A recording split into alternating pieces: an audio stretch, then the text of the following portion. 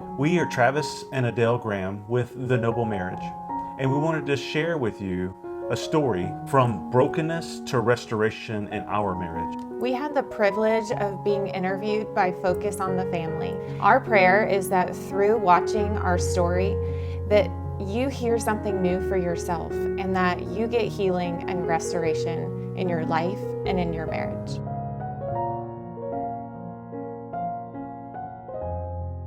Hey, and welcome back to part 9 of our documentary, From Brokenness to Restoration. This has been a great series. I have loved every bit of it. What I've really loved is your engagement. So thank you for all of you who have watched our material, the comments that we've gotten, the private messages that we've received, the interaction. It really is amazing to be able to hear your stories that you have. We love to hear your stories and how you've received hope in some of the things we've said and done. This week's video is all about what is oneness. You know, we had such a distorted view of what oneness was. So we're going to share a little bit about that in the interview, and then join us after the interview as we take a deeper dive into what true oneness really is in marriage. I didn't know how to share with you the fears that I had. I didn't know how to share, listen, I hear judgment from you. And so just being able to have words. So the story I'm telling myself is that you're angry with me right now. Mm-hmm. Is that what's going on? Yeah.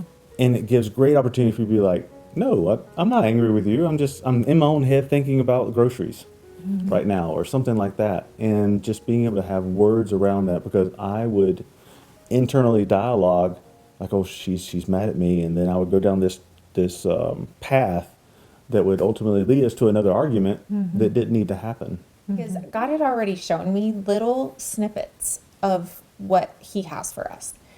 But when He showed those, I couldn't see it. And so as we started to access healing and restoration in our marriage, the excitement in me, the love, the passion, oh my goodness, our marriage never experienced passion. No, never. Until the intensive with Focus on the Family. It allowed us to access 12 years of marriage, and we never accessed passion or intimacy. Or oneness, for sure. And recognizing that it's multiple facets, like it's spiritual connection, emotional connection, and physical connection. And that creates that intimacy and oneness. And so just so much like life in me, joy and happiness and like bliss, gratitude, so much gratitude for what, like I knew where we were. And I was just so grateful for where we were going with our relationship. Yeah, we took a lot of time to like be grateful for where we are and what we're going through, instead of comparing ourselves to what other couples are doing or going through in their marriage. You know, when years ago, whenever you would want to talk to me, I always felt like I had something stopping me from speaking. Like I would want to speak, I would want to tell you my feelings, I would want to tell you like things that were going on for me, and I just could not share it. And then I remember after the Focus on the Family Intensive, I was able to like really share with you, like, these are my feelings, these are what's going on for me, these are my fears, and just being able to open up and share with you those things. Be fully known. Yeah, yeah, because I was so worried, like, I don't want to speak to other people. I didn't want to go out and tell other people what was going on, because I was always worried, what do people think about me?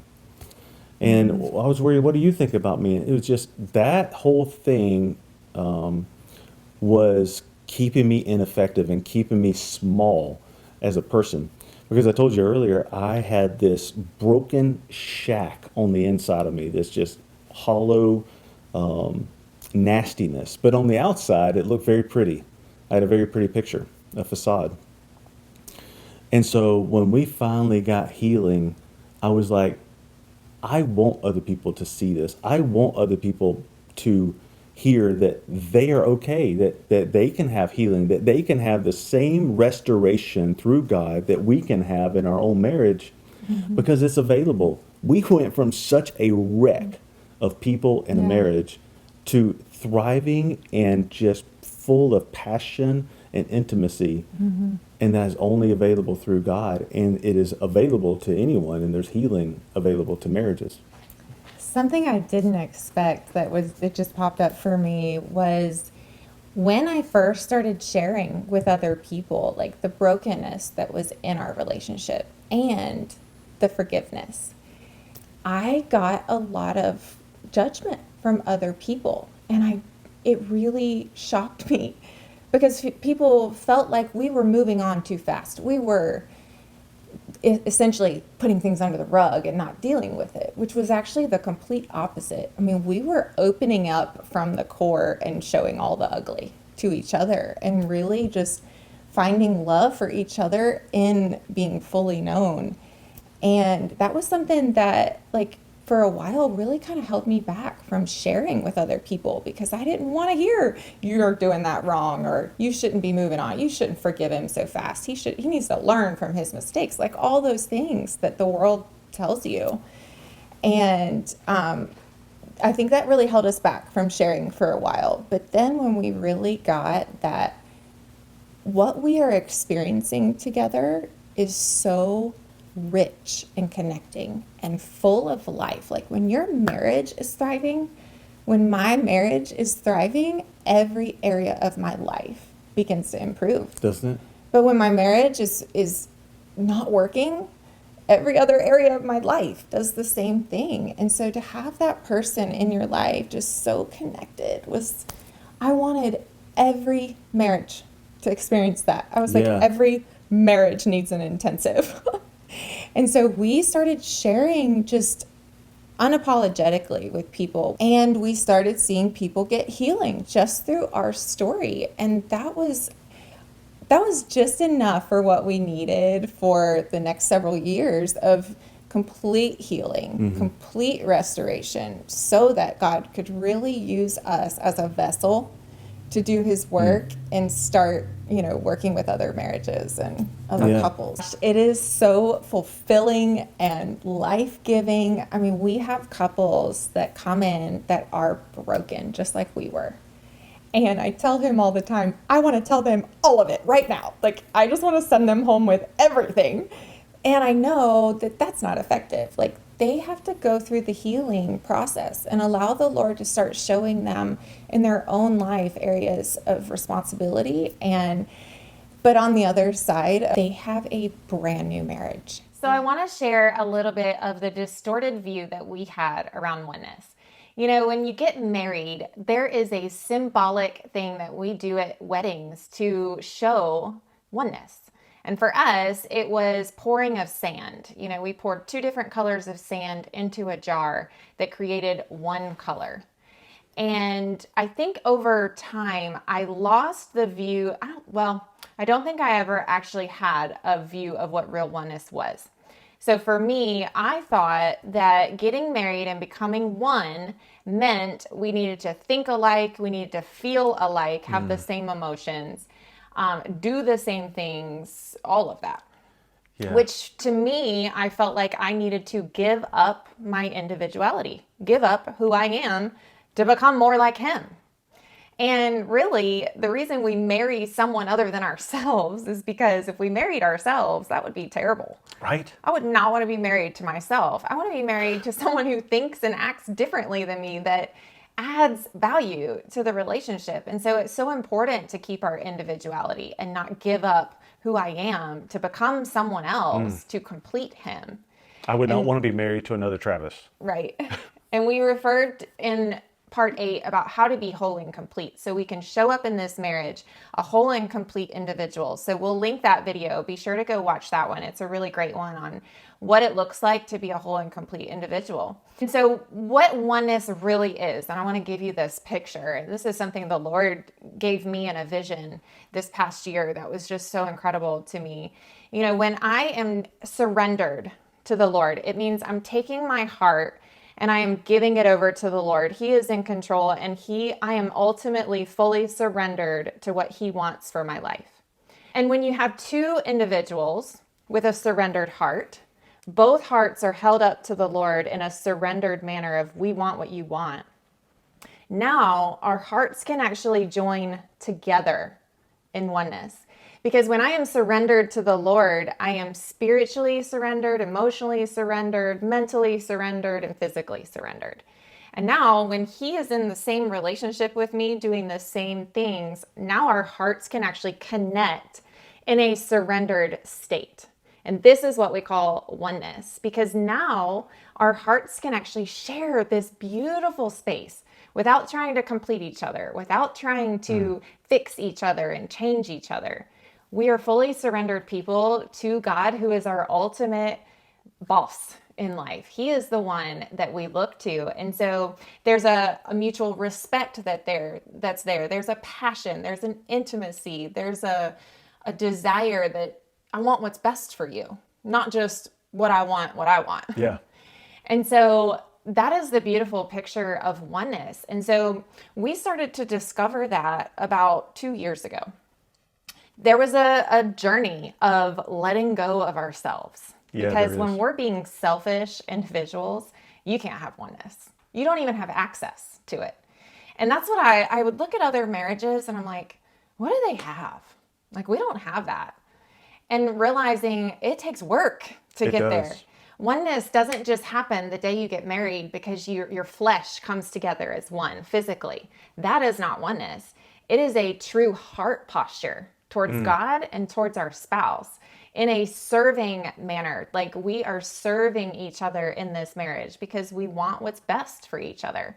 And so that. it has opened up a passion and an intimacy that is so rich and so deep.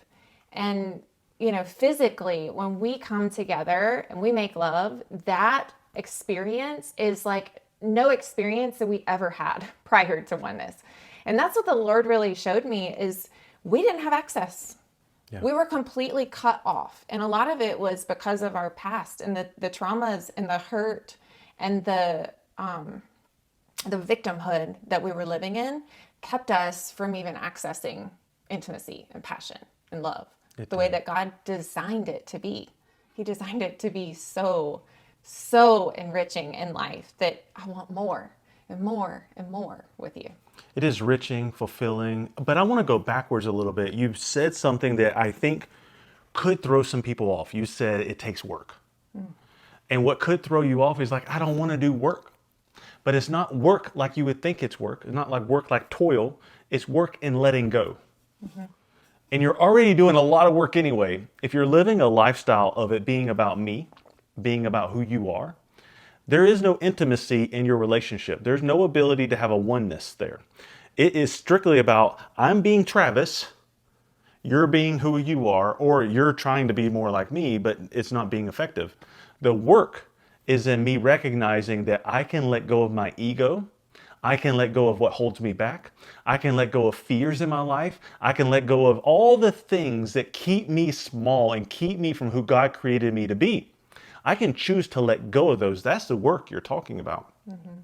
But I also want to share something else in there, is that let's say I'm choosing to still lift up the kingdom of Travis like I normally would be doing, because that's just what we do. We live in a fallen world, a world where it's about me. Satan runs that world. We can put horns on that, but there's still a lot of work that goes on in that. The work in that is I need to juggle the lies in my head. I need to like manipulate things in life. I need to control areas of my life. I need to control other people. I need to control my thoughts. There's so much work that goes in that. I would say a lot more work. A whole lot more work. We teach something called 2080, and we wish we had time to talk about it now. We wish we had that ability. But when we have the ability to let go of the lies that Satan says to us, it can really be like letting go of about 80% of what goes on in my mind and in my life. What would I do? What would you do with your life if you had about 80% more capacity in your brain and in your thought life to be able to do things? I imagine you probably wouldn't say those things like, I don't have time for that. I'm so busy in life. My life is so hectic. My life is so full of stuff. There's no way I could ever do that, or whatever that is. That's work. Yeah, so living a surrendered life, it does take work, but it's not the kind of work that we were doing. It was an easier kind of work. It just meant letting go of ourselves and letting go of our victimhood and our selfishness and aligning ourselves with who God designed us to be, who He created us to be. And the more we let go, the more our desires, we're aligned with that, that I want what the Lord wants for my life. And amazing things started to happen around us. And in part 10, you're going to hear what has transpired since 2021 and how God called us to marriage ministry. You know, we would not have been prepared to do that if we weren't doing the work of letting go of ourselves.